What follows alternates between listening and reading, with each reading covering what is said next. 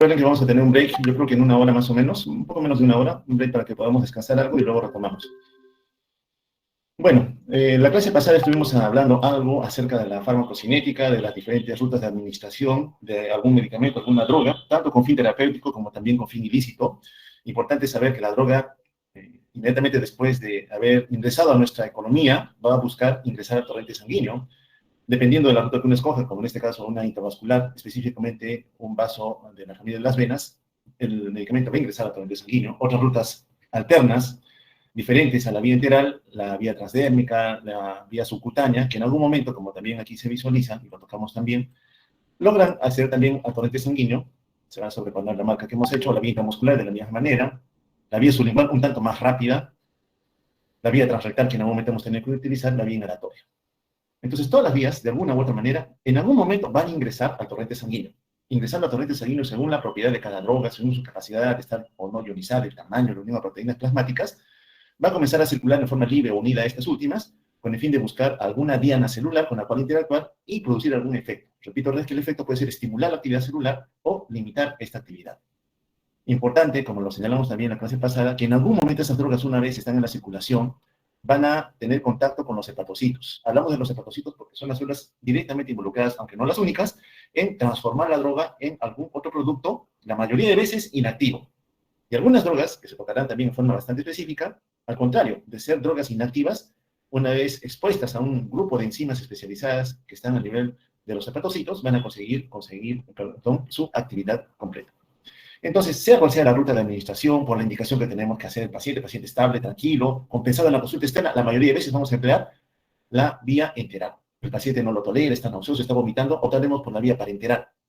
El paciente está muy grave, inestable, necesita un tratamiento en donde el tiempo está en nuestra contra, lógicamente uno dirá, ya tendría que acceder directamente al torrente sanguíneo por algún acceso intravascular, tanto del lado venoso como del lado arterial. Cada contexto se manejará de manera totalmente diferente. La vía inhalatoria, en caso yo quiera limitar algún lugar específico de la economía donde yo quiera actuar, porque sé que ahí se está desarrollando algún evento fisiopatológico que necesita ser controlado. Otras veces, alguna limitación a poder acceder a algún lugar de la economía, por ejemplo, el sistema nervioso central, por la presencia de la barrera hematoencefálica, es muy difícil que la droga pueda acceder ahí. Entonces, tenemos que buscar algunas rutas alternativas. Fisiopatológicamente hablando, algunas condiciones pueden ir cambiando en el tiempo porque ya la enfermedad altera, de alguna manera, la arquitectura histológica que se tiene en algún momento. Cuando hay inflamación, generalmente las células ya no están tan unidas estrechamente, comienzan a separarse y es más fácil que las drogas puedan acceder de uno a otro lado de la membrana celular o pasar del lecho vascular hacia el intersticio. Entonces, cada condición para ustedes va a determinar escoger el mejor fármaco, la mejor droga, combinación de drogas para aliviar a nuestros pacientes. Esto también lo comentamos en relación a la administración, claramente notoria cuando ingresamos un medicamento por vía intravascular, en este caso intravenosa, el medicamento rápidamente alcanza un pico, la máxima concentración posible, estamos introduciendo la totalidad de la droga al lecho vascular, versus aquella ruta no asociada a vasos sanguíneos, en este caso la vía intramuscular, en donde el medicamento también logra acceder a la economía, pero no alcanza un pico que se compare con el que la vía, en este caso intravenosa, ha obtenido. Entonces, la vía intravenosa, aquí directamente por la gráfica podemos notar de que alcanza una concentración prácticamente al 100% en relación a la administración del fármaco. Otras de liberación mucho más lenta, decíamos, y de alguna u otra manera, unos más, otros menos, vamos a llegar a acceder al torrente sanguíneo. Y una vez que estamos en el torrente sanguíneo, lógicamente la droga va a comenzar a distribuirse, ¿ya? Una vez completada la absorción, en cualquier ruta menos la intravascular, el fármaco ya comienza a distribuirse, a circular en la economía. Ahora, no siempre el fármaco va a estar dentro de los vasos sanguíneos. Ahí estará el fármaco, de repente, no va a estar siempre allí. Su objetivo muchas veces es interactuar con componentes celulares, por tanto, tiene que salir del lecho vascular. Según las propiedades de cada droga, ese fármaco podrá acceder en más o en menos al intersticio.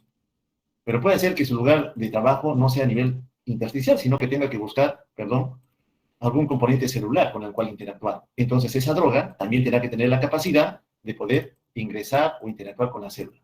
Entonces, aquí claramente vemos que la distribución inicial es en el lecho vascular, intravascular. Volumen plasmático, es un volumen de distribución inicial. Posteriormente, según sus propiedades, ya comienza a pasar al intersticio. Aumentó el volumen de distribución. Ya no solamente concentrar los vasos sanguíneos, sino también a nivel del intersticio. Pasa el tiempo, los minutos, las horas según cada droga, y ya comienza a interactuar ahora con el componente intracelular. Entonces, su volumen de distribución se amplía mucho más. Vamos a ver drogas que limitan su accionar muchas veces al lecho vascular, otras al lecho intersticial, otras al componente o compartimiento intracelular, y otras se difunden en todo lado. Dependerá, repito, de las características propias a cada fármaco. Ahora bien, Importante saber entonces que de alguna manera el hígado se va a encargar de transformar la droga en un compuesto menos activo, la mayoría de veces. Ese mecanismo de exposición a las células hepáticas nosotros le conocemos como efecto de primer paso.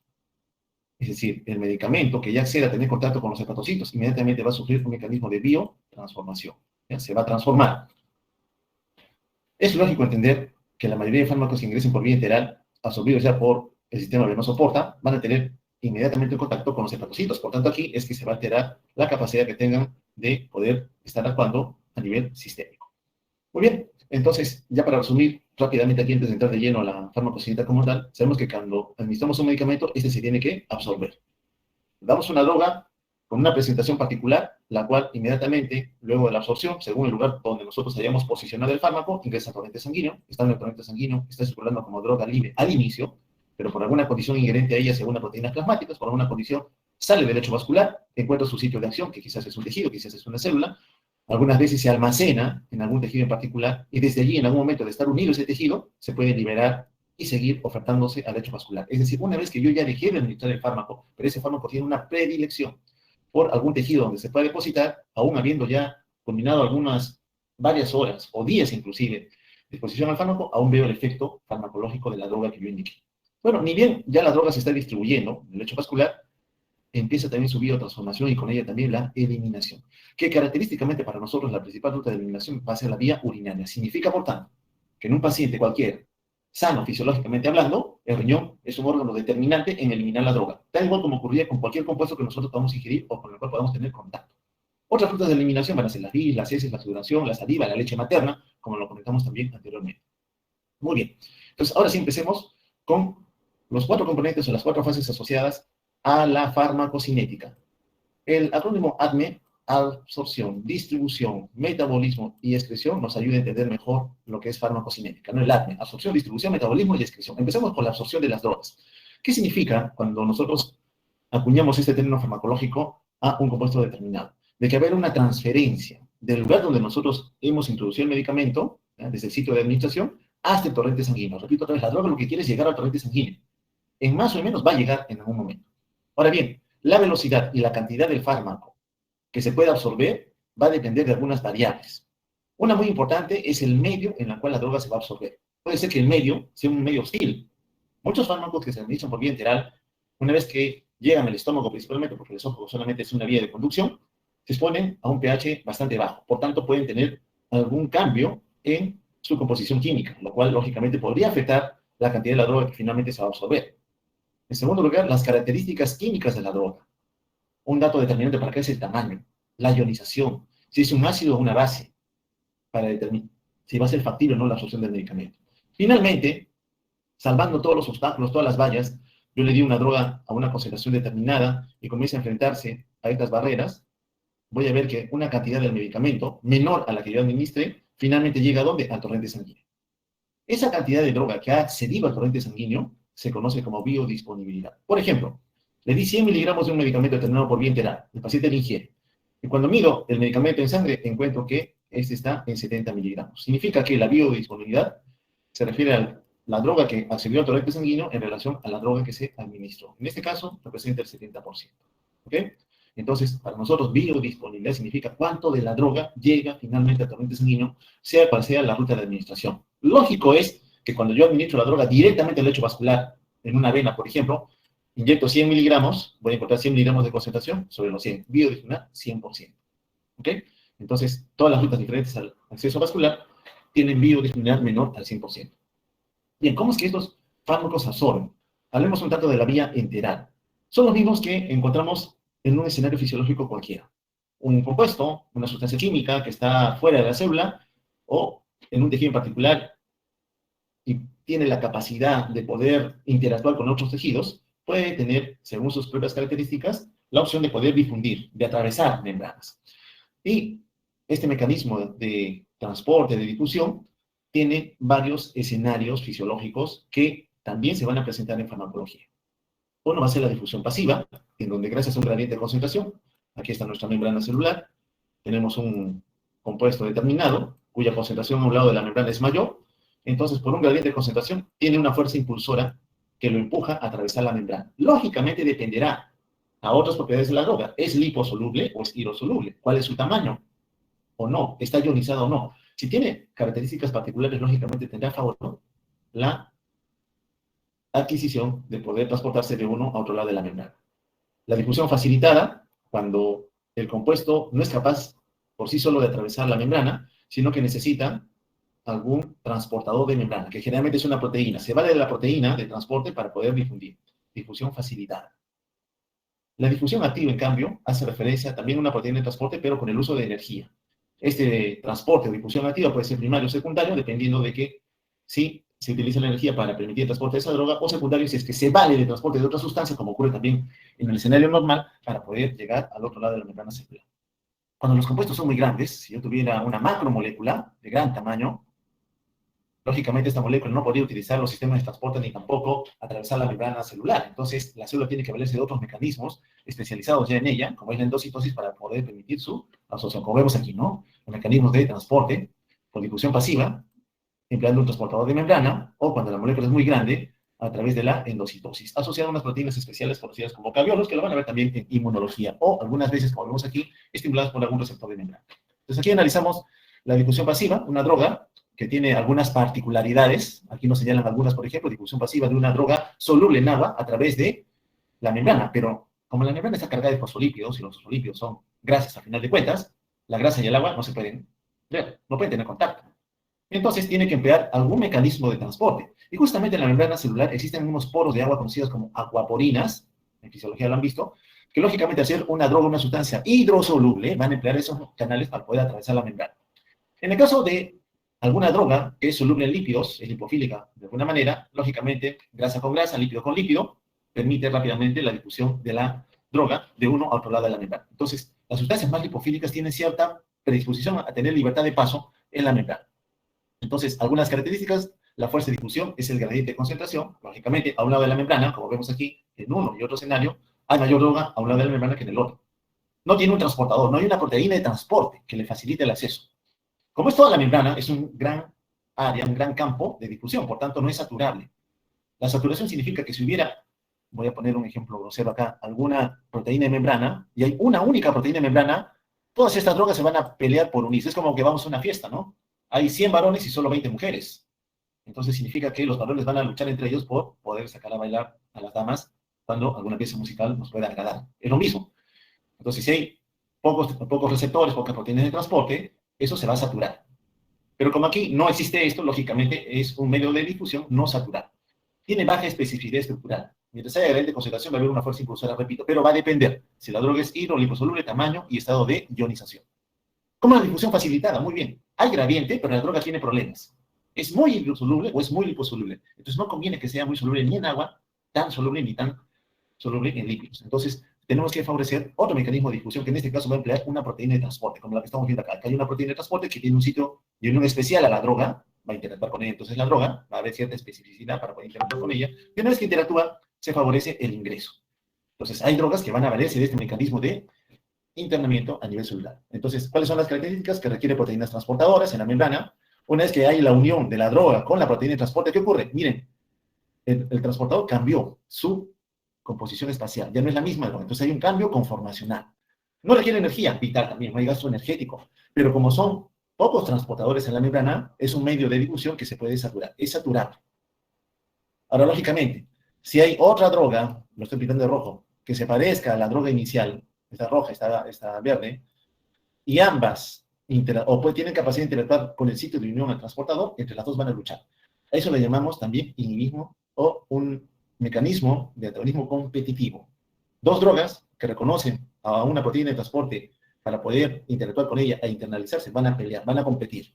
Es importante también cuando nosotros añadimos fármacos. ¿Qué ocurre? A veces yo doy un tratamiento antibiótico para un paciente, muy buen antibiótico, y escojo, le voy a dar otro antibiótico para que le ayude. Pero no recuerdo que esta segunda droga utiliza la misma diana para poder interactuar con la célula. Entonces, en lugar de mejorar la opción terapéutica antimicrobiana, entorpezco ni una ni otra. Entonces, baja mi efecto terapéutico por escoger malos medicamentos. Tengo que saber que existe, entonces, interacción farmacológica. Este mecanismo de inhibición por un competidor se conoce, forma parte de la inhibición farmacológica. El transporte activo, lo señalamos también. Tengo la droga, presente a un lado de la membrana, quiero que se internalice, pero en este caso tenemos una menor concentración de la droga. Hay poca droga en el medio extracelular, mayor cantidad de droga en el intracelular, aún así la droga necesita ingresar. Hay proteínas de transporte que utilizan energía, sobre todo cuando hay un gradiente de concentración que no le va a permitir el acceso, entonces el gasto de energía sí se lo va a permitir, pero lógicamente va a demandar que la célula tenga que producir energía adicional para hacer esta tarea. Por eso es importante, yendo un poquito a lo fisiopatológico otra vez, y siempre lo voy a repetir, dos son los sustratos que usted le tiene que garantizar a la célula: glucosa y oxígeno. Usted siempre, en todo paciente enfermo, tiene que garantizarle que en su economía exista la cantidad adecuada de glucosa y de oxígeno. Si usted no le garantiza ello, la célula no va a poder generar ATP suficiente para las diferentes tareas que tiene. Una de estas es la que estamos representando. Características, entonces, también utiliza una proteína transportadora, pero en este caso utilizando energía. ¿Por qué? Porque tiene que llevar a la droga de un medio con poca concentración a otro de mayor concentración. Como es un único transportador, unos pocos transportadores, también es saturable, pero tiene una particularidad, es selectiva, a diferencia de la otra. Esta sí selecciona. Pero, si existe otro compuesto farmacológicamente creado, podría también ocurrir una inhibición competitiva. Cuando las moléculas son de gran tamaño, no le queda otra a la célula que engullir al fármaco o al compuesto químico de gran tamaño, ¿no? Como vemos acá, está generando endocitosis, una invaginación de la membrana celular. Estos son mecanismos que a veces las células tienen que emplear con algunos compuestos y también en el escenario inmunológico. Para eliminarla, generalmente van a acudir a interactuar algunas vesículas de almacenamiento que por alguna condición se fusionan a la membrana celular y con esto el compuesto que pueden tener en su interior se vierte al medio extracelular. Vamos a ver que esos mecanismos son muy importantes, sobre todo en la transmisión nerviosa con la liberación de neurotransmisores. Otras veces, vamos a ver también, hay proteínas de expulsión. Tenemos unas proteínas en la membrana, hemos visto acá algunas que permiten el ingreso, pero hay otras proteínas que favorecen la expulsión. Hay bacterias, por ejemplo, que como mecanismo de defensa, tengo una bacteria, yo le doy un antibiótico, el antibiótico tiene que ingresar, porque ese es su lugar de acción, para matar a la bacteria, pero la bacteria en su evolución, en su intento de defenderse, crea o sintetiza una proteína de expulsión para hacer que el medicamento salga de ella. Hay bacterias cuyo mecanismo de resistencia antimicrobiana se genera por este mecanismo, también se tiene que aprender. Factores que influyen en la absorción, entonces. Vía enteral, el pH, lógicamente, sabemos que va a haber diferentes exposiciones a medios en donde va a haber una alta carga de hidrogeniones, otras donde va a haber poca cantidad de hidrogeniones, más bases, desde el componente gástrico rico en hidrogeniones, a la segunda porción de duodeno, donde el jugo pancreático es rico en bases, vamos a un medio básico, un medio alcalino, específicamente hablando, en donde la droga también puede cambiar su composición. Depende también del flujo sanguíneo. ¿Cuánto de sangre fluye? Porque cuando yo indico un medicamento, tiene que haber también un flujo de sangre que permita coger al fármaco. Yo tengo un vaso sanguíneo,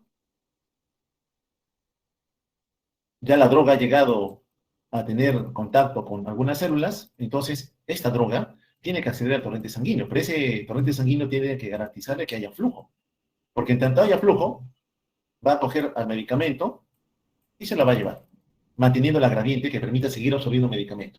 Pero ¿qué ocurre si el flujo sanguíneo, perfusión, cuando hablamos un poquito de shock, disminuye por alguna condición? Tengo un paciente hipotenso. A un paciente hipotenso, en shock circulatorio, en donde el flujo de sangre es inadecuado para absorber medicamentos, yo lo recibo, en la vida le voy a dar un medicamento por vía enteral. A un paciente que está chocado, hipotenso, darle una droga por vía enteral es irnos al azar en saber cuánto de droga llegará a la economía. Por eso es que muchos pacientes que están con deterioro hemodinámico, alteración en la perfusión, hipotensos, lo que hacemos es darle drogas por vía intravenosa. Porque en esa condición el paciente no está en la capacidad de garantizar un flujo de sangre suficiente para poder asegurar que la droga llegue al lecho vascular. ¿De qué más depende? Del área de superficie total disponible para absorber. Cuando uno valora el tubo digestivo, luego el estómago, el intestino delgado, lógicamente, ¿qué tiene el intestino delgado? Una gran superficie de absorción, los enterocitos, que forman parte de las vellosidades y a su vez estos enterocitos tienen microvellosidades. Entonces la superficie de absorción se incrementa. Pero imagínense ustedes, como me ha ocurrido en algún momento, que recibimos un paciente que ha sido operado porque ha tenido una necrosis intestinal. Le han sacado la mayor parte del intestino delgado, porque la arteria mesentérica superior dejó de perfundir porque hay un trombo, un coágulo de sangre que limitó el flujo. Se necrosó todo. Le resecas una buena parte del intestino delgado, superficie de absorción. Ese individuo va a tener menos superficie, menos área de absorción que un individuo normal. Entonces también tenemos que saber eso. Y peor, pongamos ejemplo, le han sacado el ileum terminal. Yo sé que en el ileum terminal se absorbe la vitamina B12. Por más que el individuo en su dieta consuma vitamina B12, al no tener el tramo del intestino encargado de absorber vitamina B12, yo no podía darle suplementos de vitamina B12 por vía enteral. Estoy obligado a darle siempre por vía parenteral. ¿Por qué? Porque no tiene la parte del intestino cuya función es absorber vitamina B12. Entonces, es determinante conocer la fisiología en todos sus campos de acción para saber por qué yo en algún momento indico tal o cual tratamiento. Entonces, limitar la supervivencia de absorción, en este caso por necrosis intestinal, le han sometido una cirugía, limita también la cantidad de la droga que puede estar disponible para el paciente. Tiempo de contacto, también es importante, disculpen, tiempo de contacto.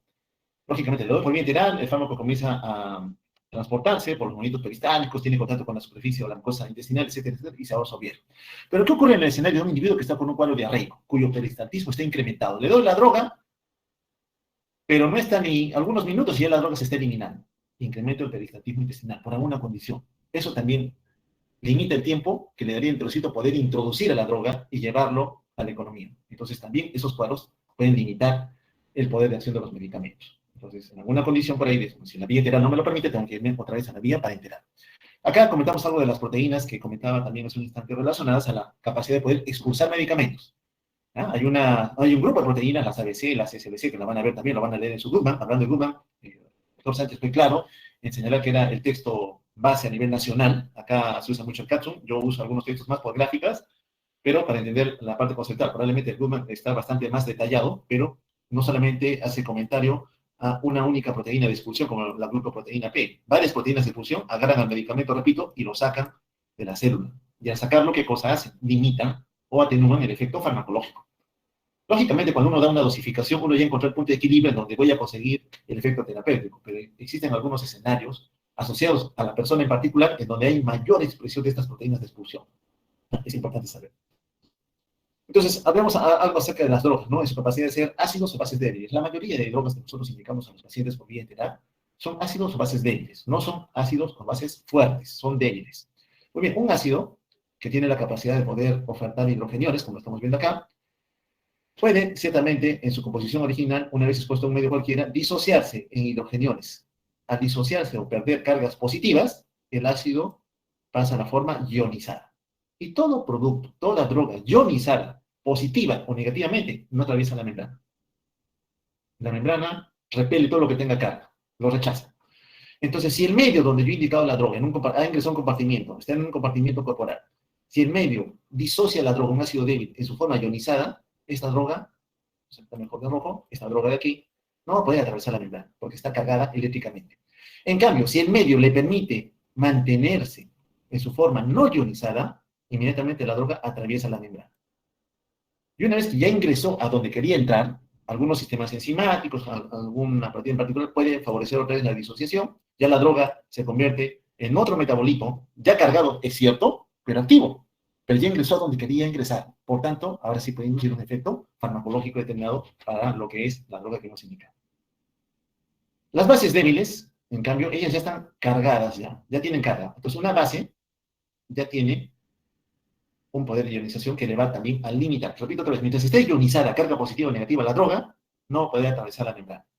Pero si el medio le permite disociarse, perder hidrogeniones en este caso, y se queda como una base no ionizada, ahora sí puede también atravesar la membrana.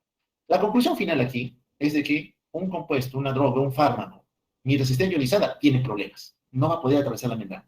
Está en estado no ionizado, usted le garantiza el desplazarse de un otro lado, lógicamente con otras propiedades, que si hay o no un transportador de membranas, si su propiedad le permite no atravesar la membrana, si su tamaño también se lo va a permitir. No es la única característica, son varias asociadas al medicamento.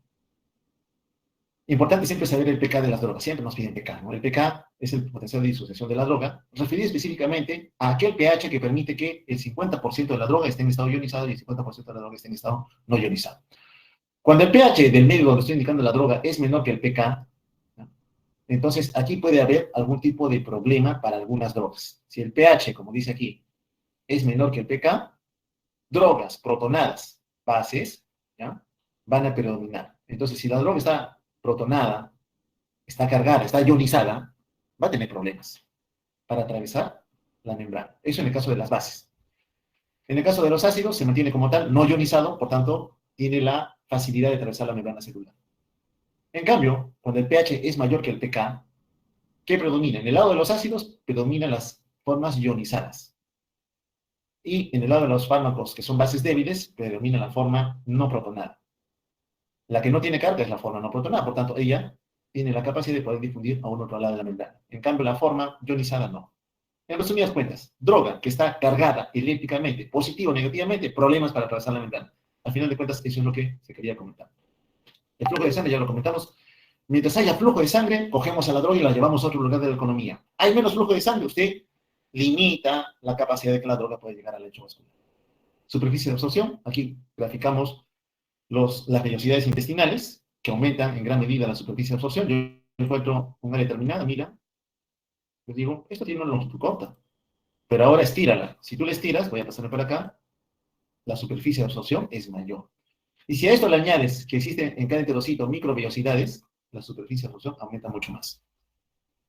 Mientras uno mantenga un individuo alimentado, el enterocito, acá hay un enterocito, células cilíndricas, si se acuerdan por histología, hemos dicho, vamos a revisar todo en farmacodificio, parte del enterocito tiene una forma cilíndrica, ¿no?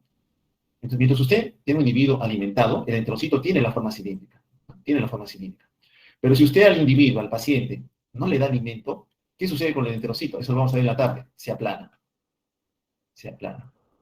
Y al aplanarse, ¿qué está ocurriendo? Disminuye la superficie de absorción. Usted alimenta al paciente, el paciente tiene enterocito vital. Usted no alimenta al paciente, el epitelio de la mucosa intestinal tiende a aplanarse.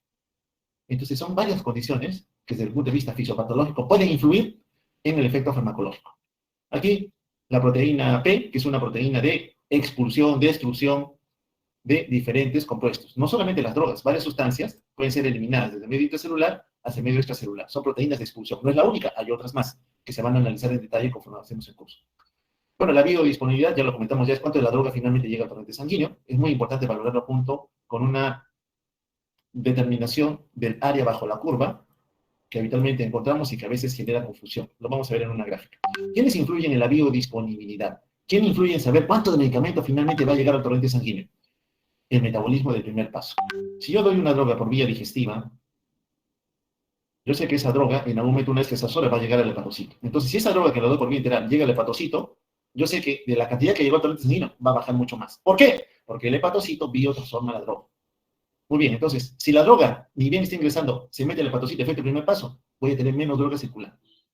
¿De qué más va a depender? De la solubilidad de la droga, de su estabilidad química y de cuál es la formulación de presentación de la droga. Hay drogas que tienen cubierta etérica, hay drogas que están encapsuladas, hay drogas que una vez estando protegidas por una cápsula, una membrana especial, liberan un componente líquido que le puede permitir o no ingresar al torrente sanguíneo. Hay drogas que se van liberando lentamente y que lógicamente tienen un tiempo de acción un tanto más prolongado. Entonces, cada característica de la droga puede también influir en la biodisponibilidad. Aquí está la determinación de la biodisponibilidad. ¿Cómo determino yo biodisponibilidad? Bueno, es básicamente la fórmula esta de acá. Comparar cuál es la concentración que la droga tendría a administrar por vía oral versus la administración intravenosa. ¿Y por qué intravenosa? Porque cuando usted inyecta una droga por vía intravascular intravenosa, en este caso, usted garantiza que el 100% de la droga llegue al componente vascular. Entonces, en la parte superior, acá se está inyectando una droga a un lecho vascular. Entonces, el 100% de la droga llegó allí, la totalidad. En cambio, cuando la administra por vía oral, parte de la droga se pierde y otra parte ingresa al torrente sanguíneo. Entonces, estoy notando que se generan dos curvas. Una que ni bien, pongamos ejemplo, le di 100 miligramos. Los 100 ingresaron al torrente sanguíneo. Los 100 se están distribuyendo. Y a la par que se están distribuyendo, se están metabolizando. Se están convirtiendo en sustancias inactivas. Y a la par que se están distribuyendo, metabolizando, también se están eliminando. Por eso es que conforme pasa el tiempo, acá nos dicen, está pasando el tiempo, minuto 1, minuto 2, minuto 3, la concentración de la droga comienza a bajar. La droga comienza a bajar. Lo mismo ocurre con la vía enteral. La droga, que se va absorbiendo un poco más lento, llega a un pico máximo y de ahí comienza a bajar su concentración. Entonces, cuando uno valora estas curvas en relación a la concentración versus el tiempo, genera áreas bajo la curva. El área bajo la curva generada, perdón, aquí vamos a meterlo en otro color, me está graficando la cantidad o la concentración de la droga al inicio. Y cómo esta concentración, conforme pasa el tiempo, disminuye. Tengo un área bajo la curva para la administración intravenosa y otra área bajo la curva para la administración enteral. Entonces, lo que hago simplemente es ver, si le hubiera dado a un paciente, le he dado por vía oral 100 miligramos, pero la concentración medida en el tiempo alcanza los 60 miligramos, bueno, yo digo que 60 de la administración oral llegó al torrente sanguíneo y por vía intravenosa fueron 100. ¿Cuál es la biodisponibilidad de la droga? 60%. Entonces, simplemente es la comparación de lo que idealmente se hubiera alcanzado, en este caso el ideal es administrado por un acceso vascular directo, vena o arteria, o el otro, en el caso, se administra por otra ruta diferente, en este caso la vía enteral u oral. El metabolismo de primer paso entonces es determinante. Todo fármaco que tenga contacto con los hepatocitos ya van a iniciar un proceso de biotransformación, que nosotros tenemos que tener en cuenta. Muy bien, la asociación de los medicamentos es importante para nosotros para garantizar conseguir un efecto. Cada vez que usted da una droga a un individuo, lo hace para conseguir un efecto farmacológico. Y como a veces ocurre, ¿no? Nosotros los médicos siempre somos denunciados. Lo traje emergencia, lo dio y lo mataron a mi paciente. Nosotros no estudiamos medicina para matar. Siempre lo aclaro, lo vamos a ver en semiología. Nosotros estudiamos medicina para ayudar a un paciente. Para ayudarlo a salir de un evento catastrófico que lo puede matar, o cuando el evento ya lo ha sobrepasado, para ayudarlo a bien morir. Nos ocurre también en medicina. El paciente ya está en un estado terminal. No tenemos mucho que hacer por el paciente desde el punto de vista de tratamiento curativo. Pero es triste ver a un paciente que va a partir con dolor, con sufrimiento. Entonces también lo podemos ayudar al bien morir, sin dolor, sin sufrimiento, que parta tranquilo en compañía de sus familiares. Entonces, ese efecto terapéutico, entre comillas, que nosotros buscamos al momento de administrar una droga, tiene que compararse con el efecto que otras drogas también podrían tener, que se parecen a la droga que estoy indicando. Eso hace referencia a la bioequivalencia. Drogas que a veces pertenecen a la misma familia, que se administran por la misma vía de administración oral, que se metabolizan también a nivel hepático, que entran a la circulación tal igual y finalmente buscan a la misma diana celular para producir un efecto terapéutico. Si ese efecto se mantiene o se parece en relación a una u otra droga, hablamos de equivalencia terapéutica. Ejemplo, hace muchos años un medicamento para el asma salió al mercado. Su nombre comercial, Ventolin, que aún existe.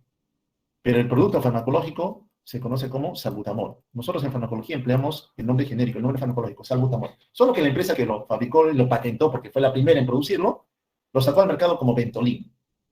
A nivel mundial, cada vez que una empresa crea un fármaco, obtiene una patente que le da un permiso, una autorización, le da un monopolio de más o menos 5 años para poder comercializarlo. Ella sola, nadie más se puede meter. Le dije, yo aquí en Perú puedo hacer la misma droga, sí la puedes hacer, pero a nivel del mundo ya le han dado la autorización a esa empresa.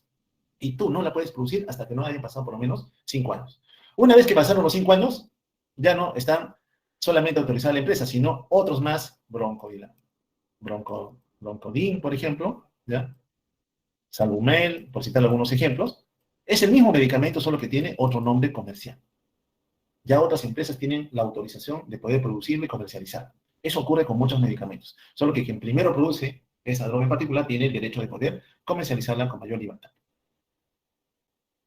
La distribución. Ya hemos pasado la absorción, A de absorción, ahora vamos a la D de distribución de drogas. Es un proceso en el cual la droga llega reversiblemente al torrente sanguíneo, reversiblemente. O sea, puede regresar al lugar, sí, puede movilizarse, no solamente quedarse en el lecho vascular. ¿Por qué? Porque según la capacidad de la droga puede también salir del vaso y llegar al intersticio, al fluido extracelular, a los tejidos. ¿De qué depende la distribución? Del flujo de sangre. Y el flujo de sangre, a su vez, ¿de qué depende? Del gasto cardíaco, de la bomba cardíaca. Si la bomba se sigue contrayendo con la fuerza necesaria, va a mover la sangre. Si la sangre se mueve, la sangre fluye.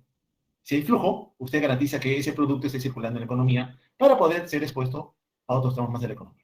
¿Es importante la distribución para entender algunos conceptos farmacocinéticos? Sí, porque cuando uno da una droga, ya sé que la droga va a alcanzar una concentración determinada. Pero conforme pasa el tiempo, ocurre algo, la concentración comienza a caer. Al inicio la droga se está distribuyendo, lógico, la bomba cardíaca la está llevando a tener contacto con varios órganos y tejidos. Pero curiosamente, conforme pasa el tiempo, otra vez está pasando el tiempo, la droga baja su concentración. ¿Y por qué la baja? Porque a la par que se distribuye, se metaboliza. ¿Se metaboliza en qué? En una sustancia inactiva y fácilmente eliminable por vía renal. Quiere decir entonces que también a la par que se está distribuyendo, se está eliminando. ¿Y de qué depende eso? Del flujo de sangre. La droga tiene un tiempo de acción. Si no le renovamos una nueva dosis de la droga, el tiempo, el efecto terapéutico se pierde. ¿Cuáles son las variables entonces que influyen en la distribución del medicamento? En primer lugar, el flujo sanguíneo. La droga está circulando en el lecho vascular. Lógicamente, la droga, repito, no quiere solamente estar en el lecho vascular, quiere salir. Pero para salir necesita que el epitelio, el endotelio, sea permeable a la droga.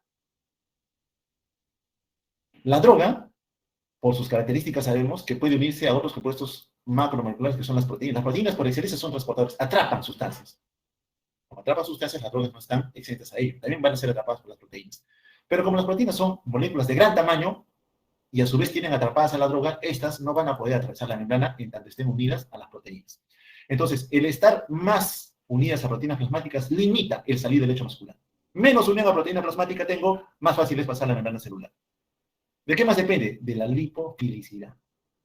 Hemos visto, más liposoluble, la membrana es fosfolípido en su mayoría, atraviesa la membrana.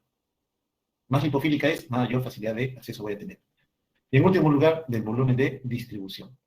volumen de distribución. ¿Qué significa? Repito, la droga no se contenta con estar en el lecho vascular, quiere también estar en el intersticio, no se contenta con estar en el intersticio, quiere estar dentro de la célula, lógicamente si tiene capacidad para ello lo va a hacer. Entonces su volumen de distribución puede ser solamente ceñido al plasma. ¿Cuánto es su volumen plasmático? 4 litros. Entonces digo, su volumen de distribución, porque es una droga que solamente va a actuar en el lecho vascular, es 4 litros. Oye, no, pero esta droga también se mete en el intersticio, te diré yo. Entonces a los 4 litros le sumamos el intersticio, 12 a 14 litros. Entonces son 12 litros más de volumen de distribución. Oye, no, pero esta droga también tiene la capacidad de poder ingresar a la célula. Ustedes saben que el agua corporal total más o menos representa el 60%, que no 60%. Entonces, en un individuo de 70 kilos, un peruano promedio pesa 60, 70 kilos. Si fuera 70 kilos, yo digo 60% son 42 litros. Yo tengo 42 litros de agua corporal total. Yo sé que 2/3 por fisiología están dentro de la célula, 1/3 está fuera de la célula. Eso lo sabemos por fisiología. Entonces, cuando yo digo que la droga tiene capacidad de estar en el lecho vascular, en el intersticio y en la célula, yo señalo que su volumen de distribución es de 42 litros. 42 litros. ¿Qué ocurre si por alguna condición al individuo yo le comienzo a dar al lecho vascular suero para ayudarle por alguna manera? En lugar de haber 4 litros de plasma, ahora vas a tener 6, 7, 8 litros. Cuando tú diluyes o aumentas el volumen de agua en el lecho vascular, la concentración de la droga disminuye. Y si la concentración de la droga disminuye porque tú le estás dando más fluidos de los que el paciente necesita, la droga baja su concentración. Y si tenemos menos concentración de la droga, el efecto terapéutico se pierde. Perdemos efecto terapéutico. Entonces, no nos conviene. Muy bien, vamos a hacer un break cortito, por favor. Un break cortito para poder descansar, se levantan. Serán más o menos 15 minutitos, porque ya viene algo más pesadito. 15 minutos, mis amigos, para poder descansar un rato, porque es una mañana algo larga para nosotros, ¿ok? Entonces, nos damos